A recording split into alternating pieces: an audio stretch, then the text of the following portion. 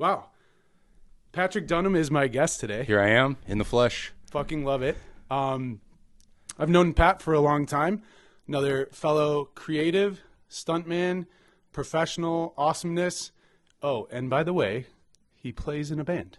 Correct. We are playing, after this, we are going there, and I'm playing, and Matt is coming to watch. So it's going to be awesome. It's going to be a great time. Oh, yeah. I have had the pleasure of seeing Pat perform before.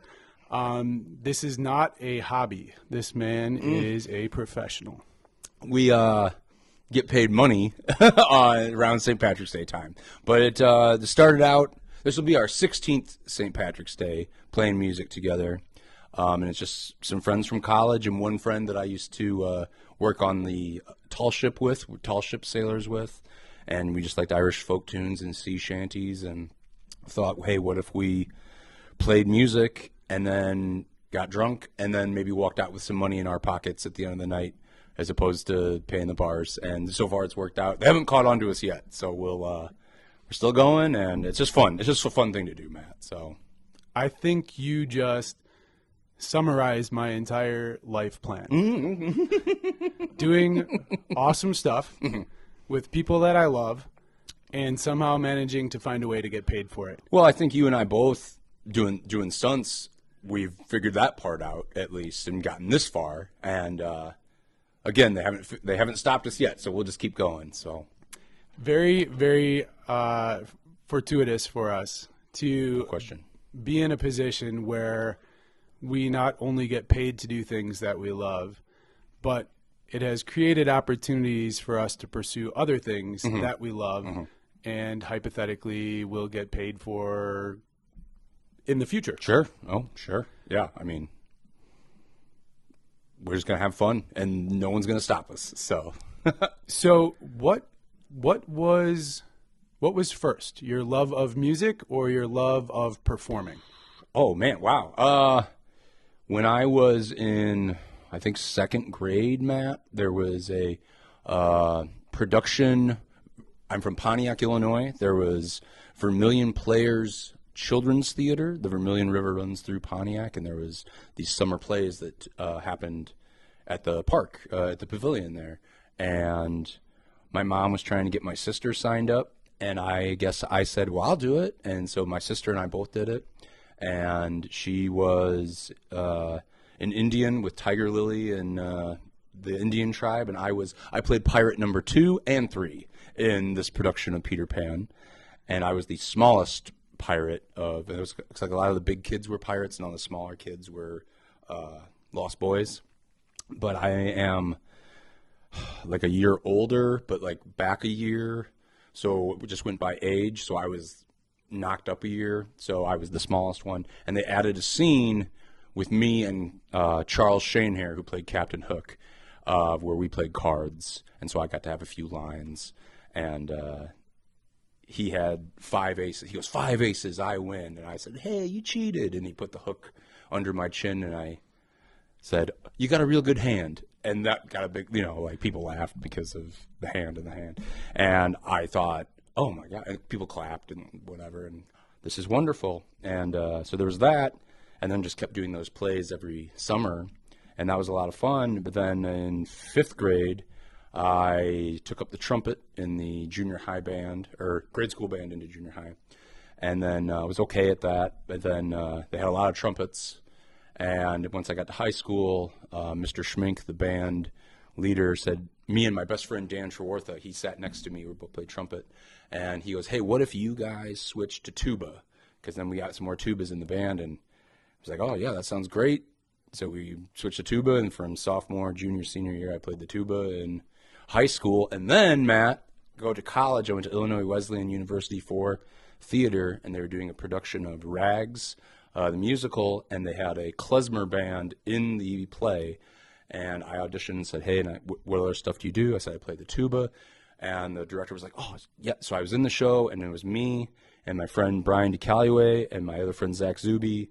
I played the tuba, Brian played the clarinet, and Zach Zuby played the squeeze box on stage in this college production of Rags. And that was a great way to kind of mirror both of those things together at the same time. So I guess, I don't know, as a kid, and then just kept it going. And I didn't know that you could even major in theater or any kind of performance growing up in Pontiac, Illinois, and then found out that you could, and I was like, oh, well, that's for me. Why wouldn't I do that? And then kind of carrying on doing that, there we had a stage combat class, and where we learned to fight with rapier and dagger for whether you have a production of Romeo and Juliet, and it needs to look convincing but also safe. And I was like, this is for me. This is awesome. This is it. And Dave Boucher, who runs that stunt school out in Seattle, he came to adjudicate our fights, our scenes. And he said, everybody passes, but if you like this kind of training, if you like this kind of stuff, I run this stunt school out west. And he had a 5-6 minute video, like a sizzle reel. Hey, check it out. This is what we do here. And they showed, you get to slide a car, you get to get shot off a horse, get lit on fire, fall down the stairs. And I was just like, hell yeah, this is it. And that was junior year. So I was a double major, theater and history major at that point. And I just said, to heck with the history major. I did away with that.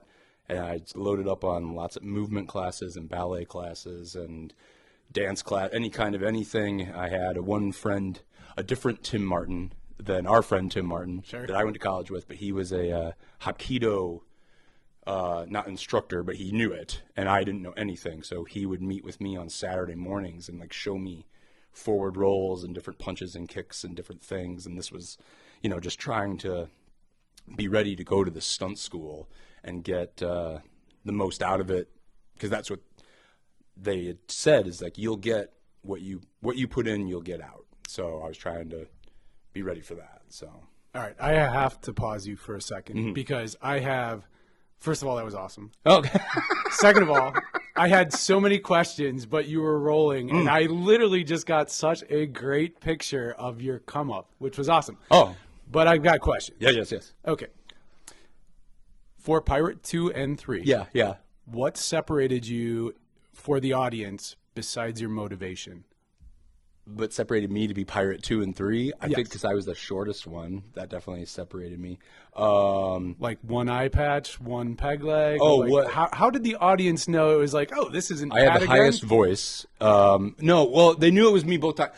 It was just in the script. I got Pirate 2 and Pirate 3's lines for. There was a song. I think this was also added for this production of Peter Pan, where there was a rap.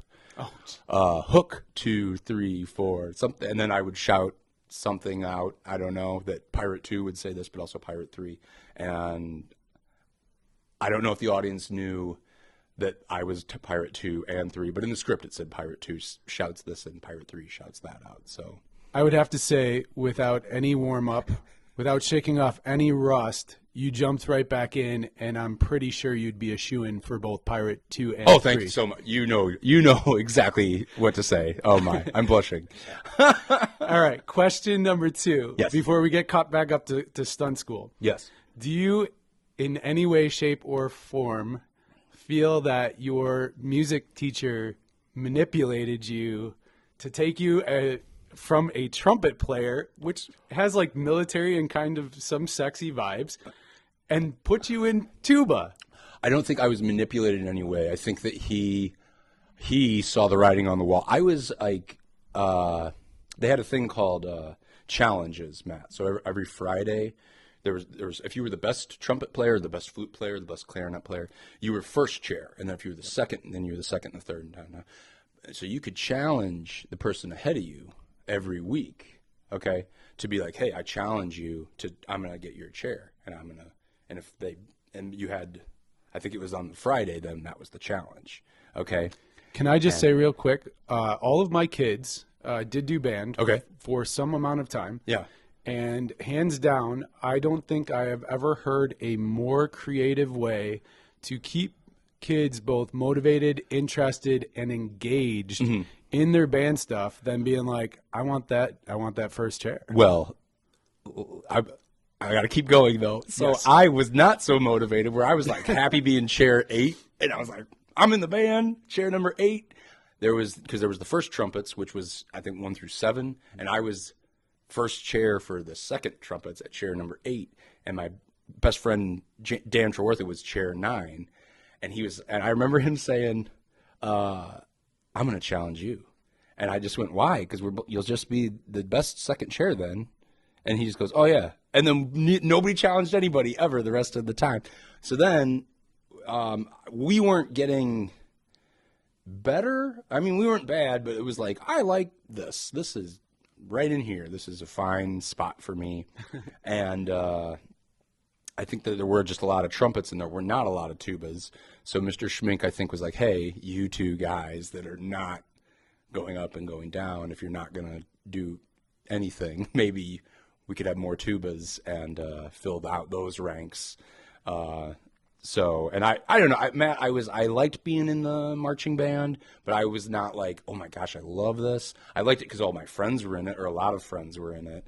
And once you were in the band, it was kind of like, all right, well, I'm in. So great, so, and I haven't played the tuba since freshman year of college, I think now. So, but that was really neat though, because had I not had that tuba experience in high school, I wouldn't have been in that, got cast in that play, and then who knows what would have snowballed after that to get to the next role or next whatever. So, and I would like to point out as well that you are not just proficient in one instrument, correct?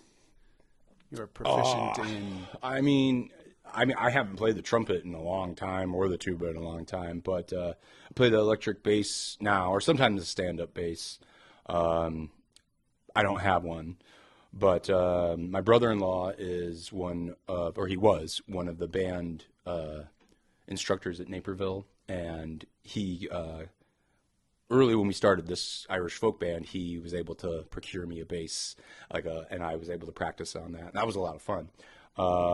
But then I also play the tin whistle, and I can play a half dozen songs on that, and that's what I can play. I can't play more stuff on that. But it's fun to just do. It's fun to do, and with those Irish folk tunes, they lend themselves to that you can have 10, 12 guys on the guitar, on the fiddle, on the penny whistle, on the bass, on the banjo, on the mandolin, 2 mandolins, whatever, and it's a more the merrier type of feel, type of music, and so it's just, again, more friends, more fun, playing music. So it's a jam band. Oh, for sure, yeah. And he's undercutting it. The audience probably wouldn't even know half of those instruments that you just listed. Oh, but put them together with a group of people that are motivated and having a good time, and man, it is a fun time. I think we are able to disguise our musicianship with how much fun we're having and trick everyone else into their having fun also. That's, I think, part of our charisma / magic trick. I don't know. But I don't know. I kid you not, one of the coolest director notes that I ever bore witness to was on the feature film Thor, and it was Kenneth Branagh talking to Chris Hemsworth about not getting caught up in the movements and focusing more on his delivery. He said, if you captivate the audience, it doesn't matter. He goes, big eyes, big smile, look at me, I'm tap dancing. I was like, oh my God, Kenneth can tap dance? I knew it. I knew it. He could. Yeah. I mean, he's pretty good. I think he's got a future. Yeah, that's a good one. If you could hitch your wagon to that horse. I think he's going to be okay. Yeah. But what a perfect way of viewing it. Having a lot of fun can be quite contagious, and it makes for a lively atmosphere. That's for sure. Yeah, and so I'll give you this story too. With starting the band, I used to live in the city, West Rogers Park, Peterson, and Western on the north side there, and there was a bar called the Emerald Isle. That was our neighborhood watering hole, and the St. Patrick's Day before, that's where we met, and our friends from Illinois Wesleyan just graduated. Hey, we're at the Emerald Isle. Obviously, it's an Irish bar because it's got an Irish name, whatever. But it was walking distance from our apartment, and everybody could crash back at our place, and that's what it was going to be. So we got over that year, got to be pretty good friends with the owners that ran the place. And because we were in there all the time, and they had free darts, Matt. So that was great.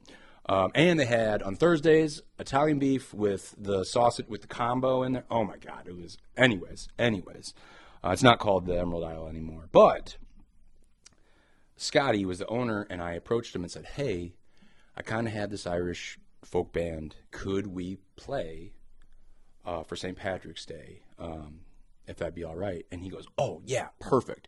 Saturday before St. Patrick's Day, and then I'll get you guys in another Saturday in April.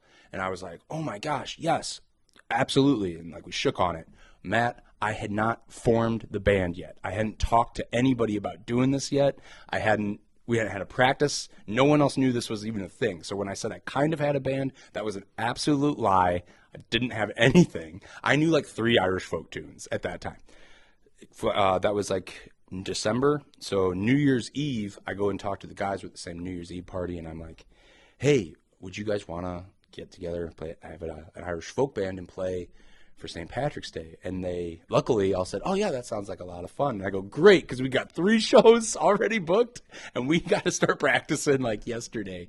And so that's how the band started. And so I just a testament to all those guys of like good friends of, yeah, that sounds like fun. And they said yes to fun. And again, thank God that they did, because real quick shout out, thank you, Scotty, and also thank you to Patrick for that uninhibited ambition. Yeah, it was something. I got a band.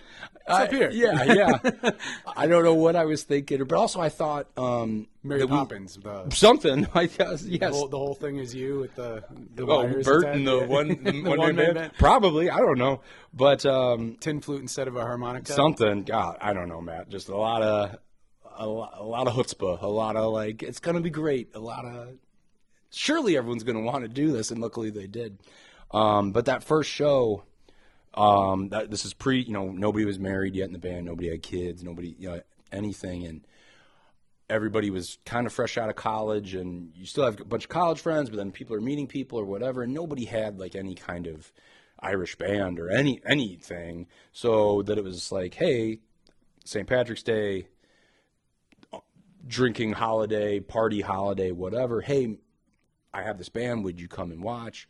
Oh, is it okay if I bring like 3 friends? Yeah, absolutely. So that first one, Matt, it has a very special place in my memory, in my mind. People were dancing on the tables. People were swinging from the chandeliers. We got 20 songs together. And in my mind, people were loving it. And it was packed. The place was, our friends and the neighborhood people that were there were very good to us. And we finished that last song. And we're like, all right, thanks a lot. We'll see you guys. Happy St. Patrick's Day. And we start tearing the stuff down. And the owner, Scott's brother. I can't think of what Scott's brother's name is right now.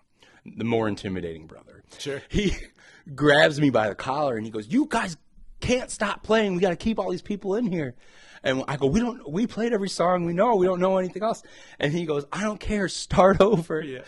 And he goes, I'll give you another $50. And I was like, oh, let me go ask the guys, And so I said, hey, they want us to keep playing. They'll give us another $50. And all the guys were like, oh my God. Yeah, of course. So Matt, we started over. We just played all the songs again. And we closed with the same song that we closed with the first time. And it was so fun. It was just so fun. And all those people stayed, and the beers were flowing. The shots were flowing. A fun time was had by all, I think. So I'm wondering, you said one of your best memories. I'm not sure if it was a memory or you saw it in pictures. Mm-hmm. I don't know how the night went, but it sounds like it was a phenomenal time. It was great. Oh. What a brilliant recipe, Pat. You literally found a way to somehow walk out at the end of St. Patrick's Day, not only with money in your pocket, but somehow more than you came in with. And you were hanging out with your friends the whole time and had a whole group of people that wanted to be a part of that party. It was wonderful. And that encore, like, we'll give you an extra $50. That's the only time that's ever happened. We planned for that. Then I'm like, oh, we need to have a couple more songs, because what if they ask us to keep going? Nobody's ever asked us to keep going. So we were like, oh well. But we have had it where people, one more song, like that's fun, and to like figure out like, oh, what are we going to play? And so you realize then the only shortcoming in that recipe is that when they say one more song, you got to pull out the tip jar and be like, $50, motherfuckers. Yeah. And I don't know, and I'm not savvy enough for that to be like, I'll be, oh, sure, you want another one? You want 10 more? You got it. Like, what? Like, but luckily, some of the other guys in the band are to be like, hey, this jar is not filling itself, you know. So I'm like, oh yeah, that's right. Look at this. So I think. I believe they call it a shill when they do the promotions and all that, right? Sure, I don't know. I'll go with it. I'm your guy tonight. Okay, yes. I'm gonna make sure there's at least an extra $50 in that tip jar. I'll say yeah. Hey, Matt, hype us up. Start marching again, boy. Grab your tin can and your hat. March around. Thing ain't filling itself. Yeah. Nice. Well, I totally took some of that steam away from the original story. And I will say, too, this is early on with Storytime with Matt Lefevre. But the first interview that I want to have with everybody is an origin story. Okay. Like, not just like, oh, we did this with stunts, or we did this on a party night, or we did this when we went on that vacation or the trip or whatever else. Just to really get the opportunity to understand who you are, what some of your motivations are, and taking that back to one step closer without getting into specific stories.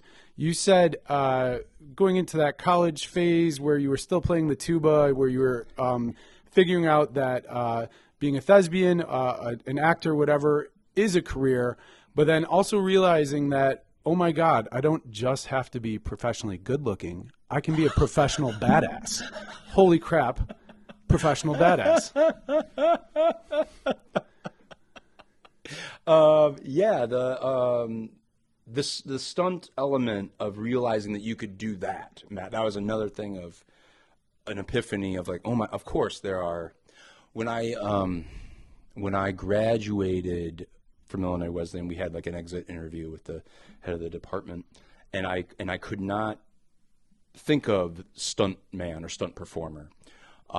They were saying, what do you want to do? You're graduating, and where do you want to take this education? What do you want to do? And you're like, make enough money to pay off all the debt you put me in. Yeah, no doubt. No doubt. But I said, I want to be like, I think I did say action actor, someone that gets to say some lines, but then also like maybe in like a Civil War movie, like, you know, come on, we could do it. God, follow me, Char. And then maybe get blown up and then turn around and, oh, my friend just got shot, and I pick them up and like get them out of there, and then maybe we both get blown up or something, or like something like that, where you get to tell the story with words but also with action. And I couldn't, the term stunt performer was escaping me at that moment, and they were like, so like a background person? And I was like, what? No, you're not listening, like at all. And so I don't know if you ever feel that way. Did you happen at that point to pull out your resume and be like, Pirates 2 and 3, motherfucker. Yeah.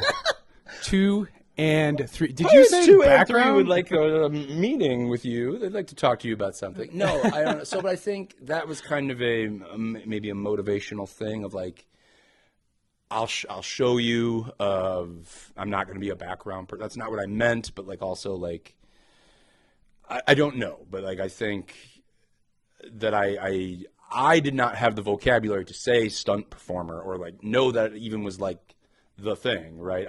I think I just thought that was other actors that did action or they did cool stuff, and like that's what I wanted to do is the cool stuff, because to me the best part of any film is the climax, and a lot of times that's like the big battle scene or the big car chase or the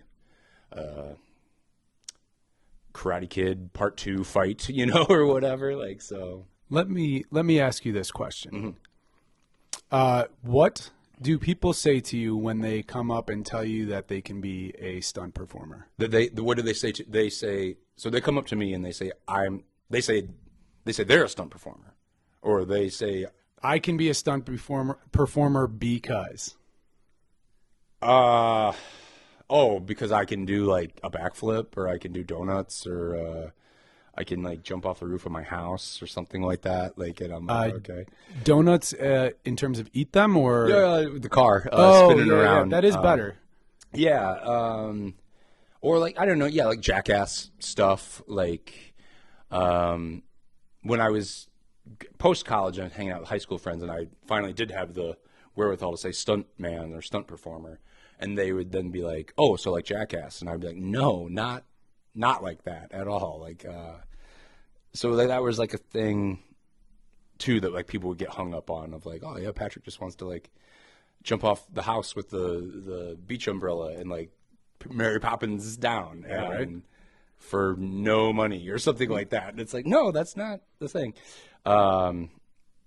So, which is interesting though, because at that stunt school out in Seattle, they did have a class, like a business of the business class, and how maybe at that time, this is like 2006, so 20 years ago, of how to maybe hustle a coordinator, how to get on set, and then how to here's my physical headshot, with flip it over paper on the back resume, and they'd said, "Is there anybody here based out of Chicago?" And I go, "Oh, I am." And they said, "Oh, well, Rick Lefevre is who you want to get in contact with." And I remember I found a notebook the other day, Matt, I wrote Rick Lefevre spelled wrong, and like circled 3 times, 4 times of like, find him, and I did. And then I found you, and I found all of our friends, and feel very fortunate and very, it's one of those serendipitous things that if you want it, or if you project it out there, or something like it was written in the stars enough, at least, so very cool, very, very cool. Our group, the people that we get to work with, the things we get to do, when stunts are not every day on things, and then when they are, and you and I and others are lucky enough to be there that day, there's an electricity, and the crew is like, "Oh, stunts is here today. What are we doing? What are you guys doing? What's the thing?" And sometimes it's maybe not a very big thing. I don't mean to say that there are no big stunts, because you want to have respect for a footfall or like I'm going to grab you and slam you up against the wall. People can get hurt doing those things, but like if it's a big... Well, there's a bigger separation too from doing that and performing it. Like, just getting slammed into the wall is like, oh, he was slammed into the wall. But getting slammed into the wall and being like, holy crap, he got pancaked. Right. And then doing it 5, 10, 12 times, like, and sometimes 13. Sometimes 13. That's it, though. Everybody knows 13 is the last. That's it. We're not doing it anymore. 13. So my shout out is to Disney. Whenever you decide to make the next Pirates of the Caribbean movie, come to Chicago. There's a great tax incentive, and I know a guy that you could use. We could do like a Great Lakes Pirates thing. Dude, they bring the big ships. They bring the tall ships over at Navy Pier. Chicago was, when I was a tall ship sailor, I learned that Chicago was the 3rd largest seaport at a time. So and they had tall ships. So let's do it. There's untapped market here, Matt. Let's go Disney. So, yes. I want to talk to you a little bit about the second part of this. For our audience members, don't worry. I have a feeling that Pat will be back, and we will get to talk more about some of those awesome stunt stories and whatnot. But the idea of story time is not just getting to know our beautiful guests, some very unique people, some people that are your neighbors, some people that you run into at an awesome Irish bar while you're listening to awesome Irish music. But this is a fun little exercise that I wrote and created. I'm going to do it with Pat, but I do have one little thing. Pat is also a writer himself. Oh. And if he so chooses, he is welcome to do the exercise simultaneously with me to any extent that he wants to. And if not, he's going to sit here and watch me struggle through it. I don't know what the right answer is here to do. I will try to do it alongside you, I think, or how about partially, or how about then you just I'll interview you and do it on this one, and then when you come back and visit, we'll have introduced you to the format. Then I'll know what we expect to achieve with it. Then I'll know what's up. So, I I'm going to show Pat this real quick. Okay. This is an unfilled out sheet. The same exact one that I've used previously. I'm going to ask you these character questions. Okay. I'm going to ask you for an adjective and a noun. Okay. We will then do a free flow word association. No wrong answers on any of this. Okay. I'm going to incorporate everything that you have told me about this new character that we are creating. Every single adjective and noun that we come up with is all going to be a part of the story. Okay. At 7.5 minutes, we're going to call a pause on the timer, and you are going to pitch to me something that just happened in our storyline.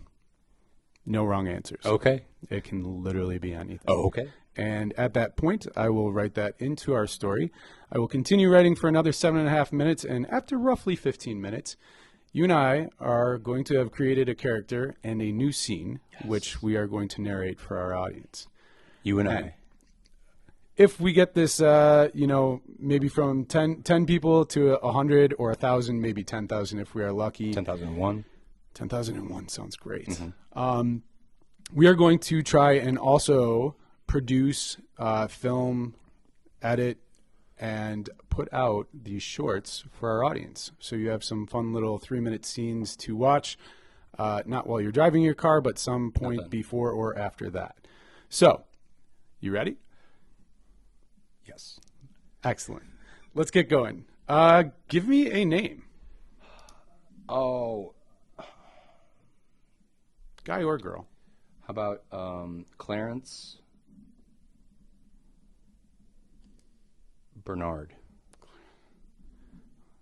CB is one of my favorites, by the way. Yeah? I love that guy. How old's Clarence? Clarence is 44 years old. 44 years young. 44 years young. Relationship status? He is got an on-again, off-again girlfriend situation. I've heard of such things. Mm-hmm, mm-hmm. What's Clarence's job? What does Clarence do? Works at a magic shop. Boom. Yeah? Shaw. Magic. What's Clarence Bernard's dream job? Astronaut? That's a magical job. Does Clarence have a pet? He has a dog. Do we want to name this dog? Roberta. What does Clarence think of himself? He is not confident in himself. He is capable, but not confident. What do others think of CB? Likeable. He is trustworthy. Punctual. You can count on Clarence to move your couch. This is excellent. I already have half the story written. Okay. What's Clarence's favorite quote or saying? It's attributed to either Abraham Lincoln or Mark Twain. It's better to be thought a fool and say nothing than to open your mouth and remove all doubt. Fuck yeah, that's a good one.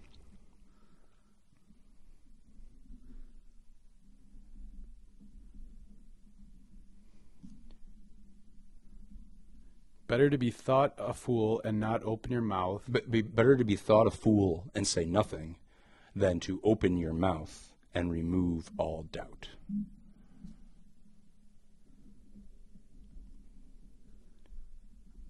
Oh, I love that.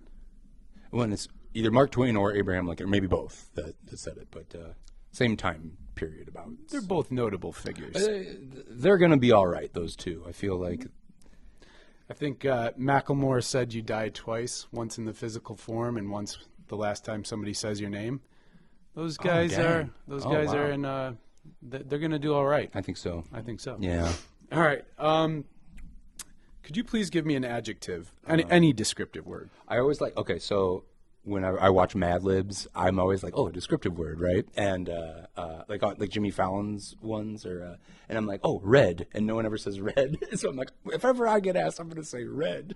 So I just got the first adjective for Clarence Bernard. Person, place, or thing, also known as a noun.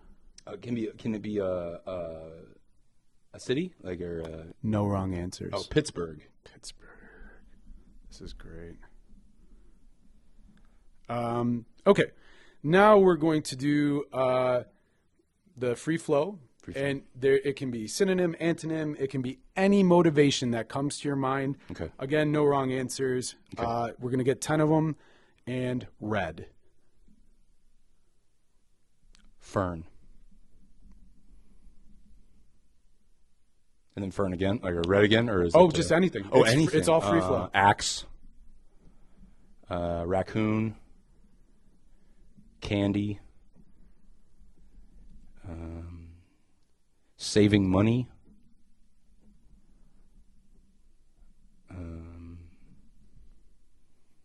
Red. Family.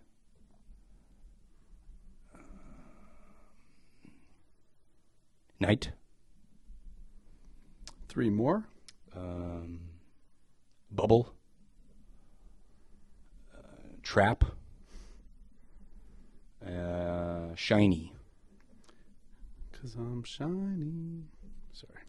Little Moana there. No, oh, fantastic So song. good. So good. All right. Second part.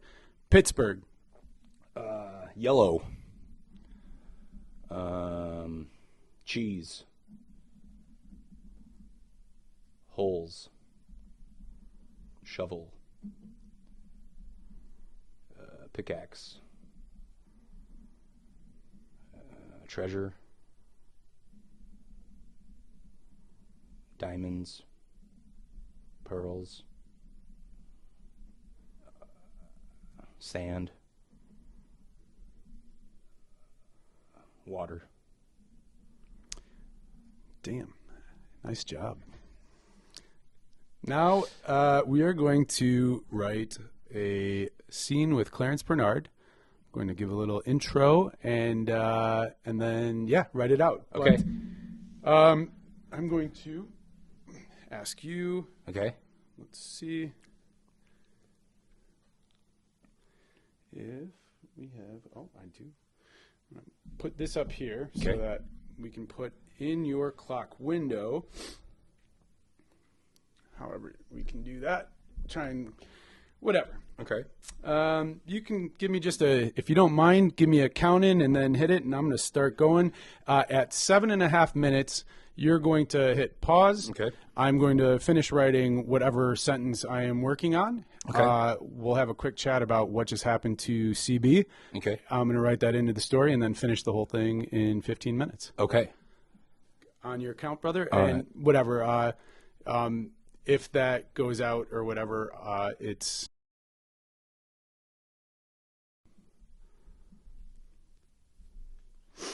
All right. 8, 7, 6, 5. It's a fucking 4, astronaut countdown. 3, 2, 1, and blast off. Everyone knows astronauts, they start the countdown at 8. Little known fact. What do you need from me at this point? Go on your phone, have a drink, hang Oh, out. okay. I'm going to be taking care of this. Schmooze for the camera? Absolutely. Look good. Work on that acting side. Oh, yeah, I do need help. So, would it help if I think of more stuff, or is that not helpful at this Not time? at all. It's not helpful, or don't say anything. Shut up.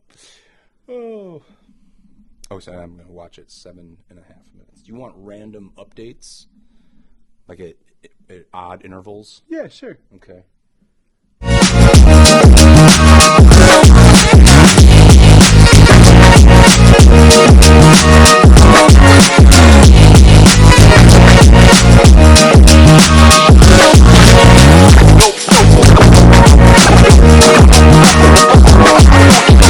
Make it,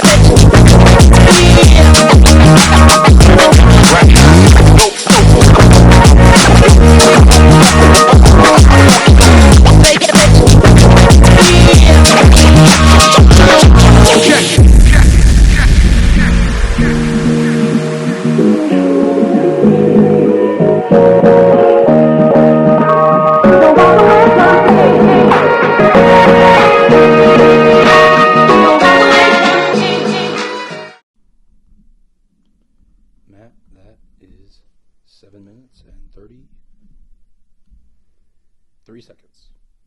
34 seconds. I paused it. Yeah, pause it real quick. Okay.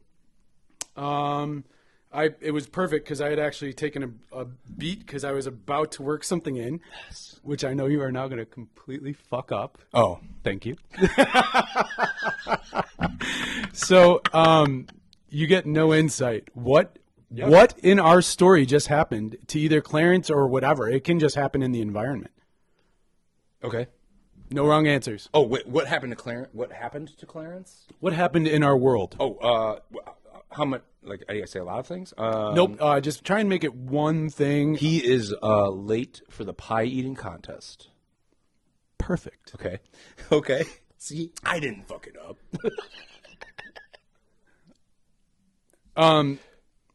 So let me get counted back in. Okay. Here we go. And begin. There it is. Thank you, brother. 1-0.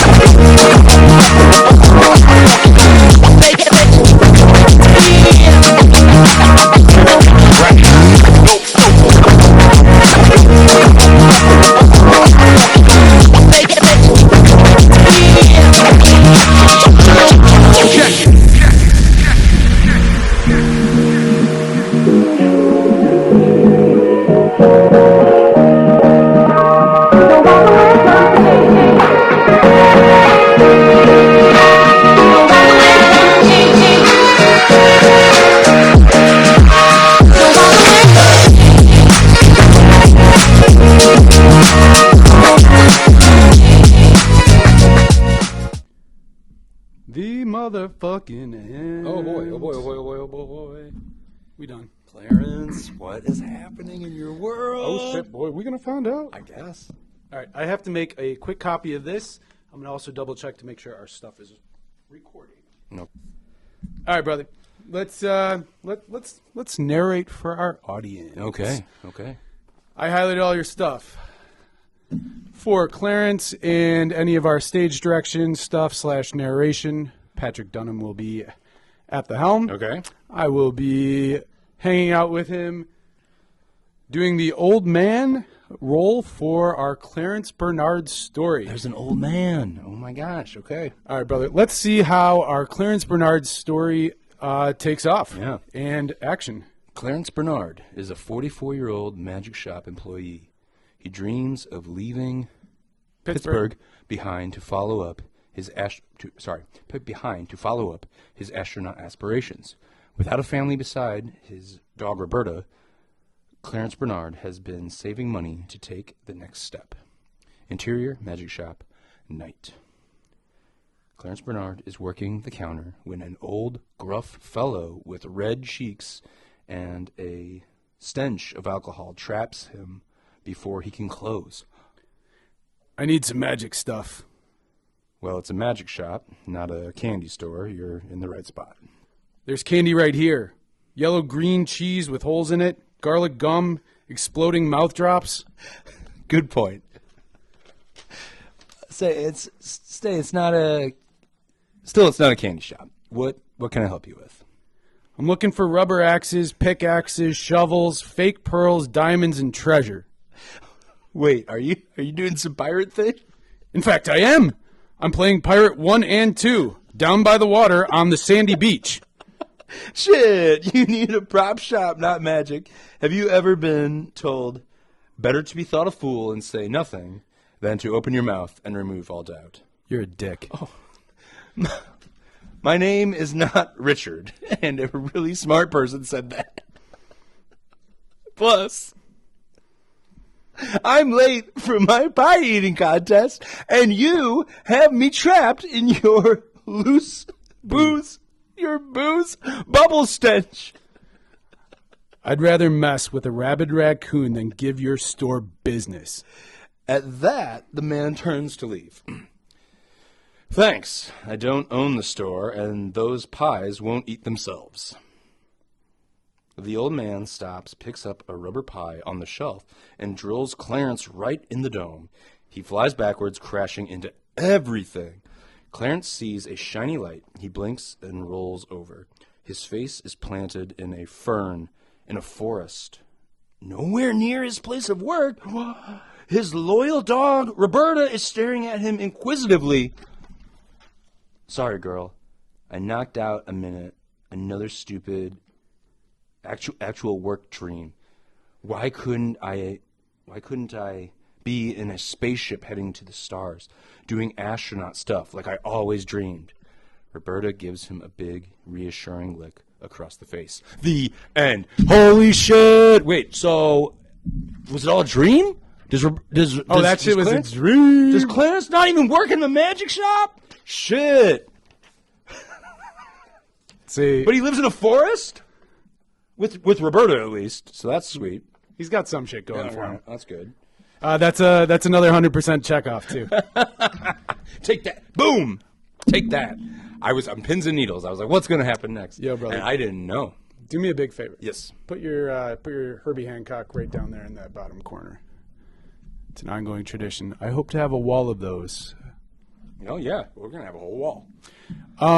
That was a lot of fun. Thank you, Matt. That was a lot of fun. I didn't know I was gonna go. You're a fucking legend. Oh. Thank you so much. No, like it can't be understated that so much of this comes down to people that want to come, show up, tell a little bit about themselves, and then just delve into like a little fiction, a little fantasy, have a little fun, create something that hopefully we get to actually put to life at some point. Oh my gosh, wouldn't that be something? I would absolutely love to write CB's story. Clarence Bernard. Not right.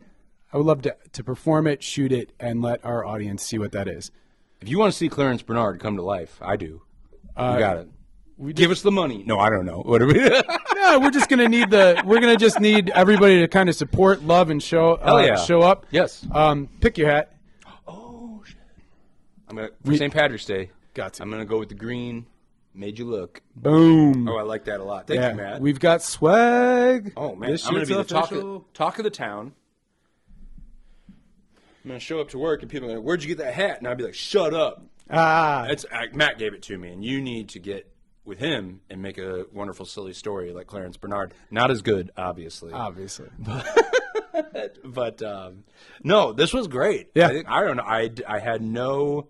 You spoke to me on the phone about what it was, and I did pay attention, and I was like, okay, all right, I'm in. And then, but I didn't know, and I'm so glad that I came and that we had some time to hang out and make something cool, make something up. Absolutely. It was such a fantastic experience. You hit on all cylinders, brother. I really appreciate it. We will have Pat back at some point so we can actually talk about some stories besides the origin story, which we like to start with. We'll talk about some other stunt stuff, some fun things that we've done, fun things that we have coming up. But thank you guys for tuning in.